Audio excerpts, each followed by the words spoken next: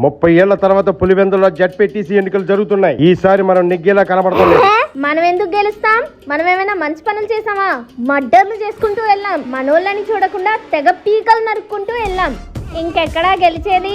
ఆ టీడీపీ వాళ్ళు మన పులివెందులో జెండా ఎగరసేలా కనబడుతున్నారు. అలా జరగకూడదు. ఊరి చివరన ఓటేయడానికి వచ్చే ప్రతికారుని ఆపేయండి. భయపెట్టి ఓటేయకుండా చేయండి. Catch catch. రేయ్, మన పులివెందుల్లో రాజారెడ్డి తాత రాజ్యాంగాన్ని కోల్పోతున్నాం రా.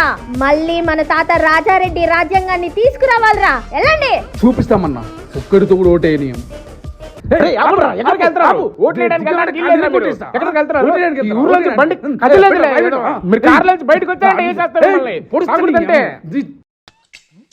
టైం ఎంతరా?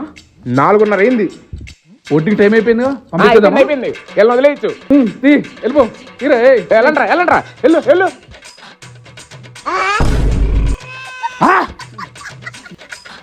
మీరున్నారంటక్క. మేముండడం ఏంట్రా పేచం వల్లారా? మరి ఇంత విశ్వాసంగా పనిచేసేయాలా? మమ్మల్ని ఆపేస్తే మన ఓటు ఎవడేస్తాడ్రా? మేమే ఉన్నామని చెప్పొచ్చు కదక్క. విండో కూడా తెంచిన ఉండదు కదా మేమని చెప్పడానికి. కరెక్టే సార్. పాపం ఫీల్ అన్నట్టున్నారు. ఆ టీడీపీ ఓటర్లను ఆపండి అంటే మమ్మల్ని ఆపేసి వచ్చారు.